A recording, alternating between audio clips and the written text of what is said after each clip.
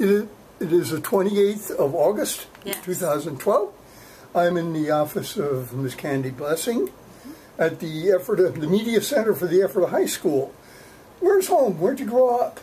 I grew up in Reading as a child, and then moved out to Maple Grove. And Okay, all right. I was a graduate of Governor Mifflin School Okay, District. good school. I used to teach a bunch of kids. Where'd you go to college? I went to college at Millersville Oh, as really? an adult, a non-traditional student. Okay. When my children were in elementary school, I got a job in their school as a library aide. First year, loved it, and decided, I found home. I want to be in the Now, library. when was it? When did the library? When I graduated from Millersville as well, and there was a sizable library science program Yes. in those days. But then Old Main was still there, which they've since torn down. But I thought that program sort of went away. It did. I actually graduated in 1988, and the program was phasing out starting in 1990. Okay, so it was going Yes. down already. Yes. Now, was that a 4-year? Yes, it was a 4-year program. So it's a bachelor's program. Bachelor's of Education. Now, Library do you have your Science. master's? My master's I received from Drexel University, Okay, and they do have a strong and library. that's in information science. Yes. Oh, it's information science. Yes. It's not library anymore. That was in 1996. Okay, and I understand now it's heavy on the computer. Oh, a lot on the computer. Heavy yes. on the computers. There was a woman by the name of Janice Burke, was a librarian in this system. She passed away some years ago, but I remember with her going to school and we would talk. And she said how heavy it was getting on the computer end of it. Now, I noticed all the you supervise the kids on the computers? Yes. Do you teach them computer skills, or isn't that necessary? Well, I teach them searching skills, search strategies, also how to strategically use databases so that they can get the best information in the least amount of time, right?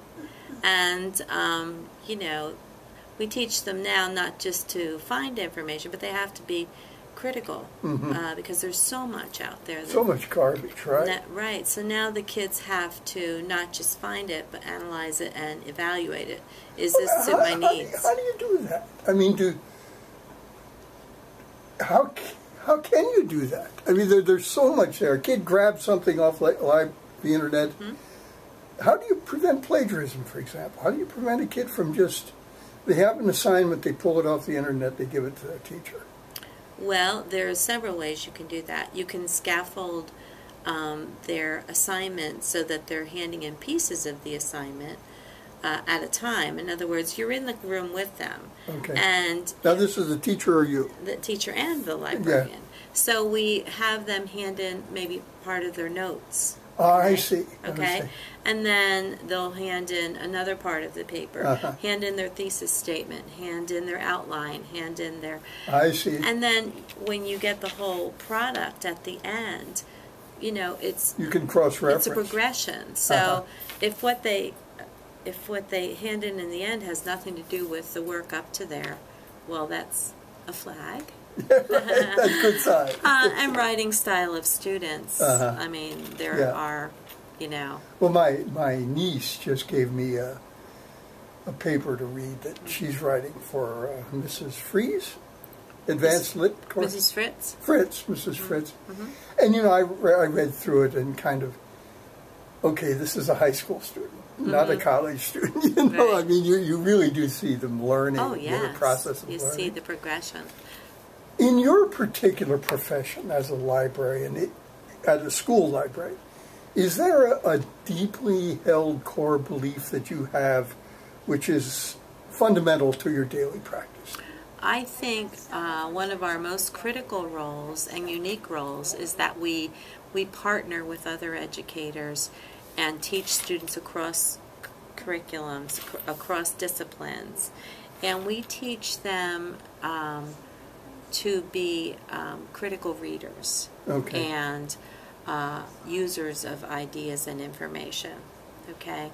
And so we do that as a partnership, and we can kind of elevate their reading development as they go along. We see students for 4 years, so we articulate our curriculum in a way that they get more and more sophisticated as they are learning to use more in-depth information and try to get them ready for real life. You know, even, any job skill today, you're going to be using a computer, you're going to be using reading skills. If you go on to post-secondary education, obviously you're going to need all of those skills.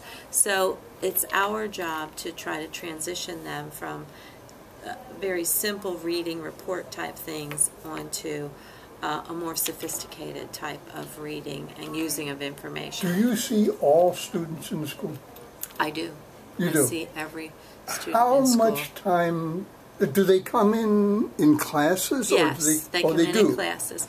Last year, Jane Engert and I, the other librarian who was working with me, we collaborated with 1,516 classes. Wow. Last year in 180 days. That's, well, so, okay, I can't do the math. That's an quickly. average of 9 a day. Yeah, but how many, in the course of a year, how many times would my nieces and nephews have the opportunity to be here with In me? 9th and 10th grade, we see them in science, in social studies, and in English often. Okay. Oh, so during that period. During that year, we do a lot of different projects and, basic research skills that they'll need in high school. Then in 10th grade, we get a little more sophisticated with them and showing them some more search strategies, some higher level databases, those types of things. And all along, we try to also give kids opportunities to read for enjoyment. We book talk a lot. We have a fabulous collection here that we build so that, we have the popular things. We try to bring in all types of readers, okay? I guess what I'm asking, though, is like an individual student. How many times will they be here? How many times will they be here on now, can they just drop in? Yes, they can just drop in. That'd be after school. After school, before school, they can just drop but in. They come in during a study hall. Okay. And spend the whole period here working on projects or reading, sitting over. But how many, as part of a class, how often will they see you in the course of a month, year, week? So, a period of time. Well, for instance, in 9th grade, they'll come in their language arts class at least 4 times. A year. And I don't mean days. I mean sometimes for a series of days. Yeah. Okay. Okay. They'll probably see us 30 to 40 days in their freshman year that they're come in for instruction. All right, so it'd be about 30 out of the 180 days. They're here 30. At least. At least. As part of the curriculum. As part of the curriculum. Yeah, and then probably that much in 10th grade. And then in 11th grade, where students take more electives, it depends on what type of courses they're taking. They'll come in and do projects as well. There's a lot of inquiry-based learning today because students really need to drive their own learning in some ways. Understood. So teachers, this is the place to do that. Oh, sure. Because we have the resources to support that. And also we have the expertise in showing kids what the best sources are. And then also teaching them to discern which are the best sources for their needs. Okay, so by the time they're 11th or 12th grade, you want them to be independent in making those choices. If I were on the school board and I were assessing this and I've read this and I say, well, geez, we have to keep the town taxes down. I mean, we do not certainly have to keep the taxes down. So I have to cut, and we can't cut out football. So and we have to sit reading history, science, math.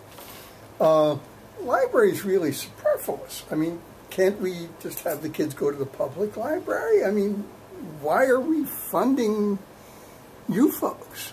Okay. Well, one reason you're funding us is because all of the data says, all of the studies say that when you have school library professionals and you have a strong school library program, your reading scores will be higher. Okay.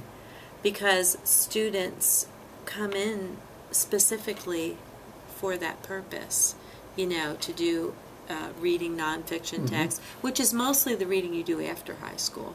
Okay. Right. So at least professional. right. You know, so if you want your scores to, you want your students to excel, you will have a good library program. If that's not important to you, then if you want your students not to be successful citizens in the future, then you will cut the library. About how many volumes, how many new volumes do you take in a year? About 1,200 a year. How many do you call in a year? How many do I? Call, cut out.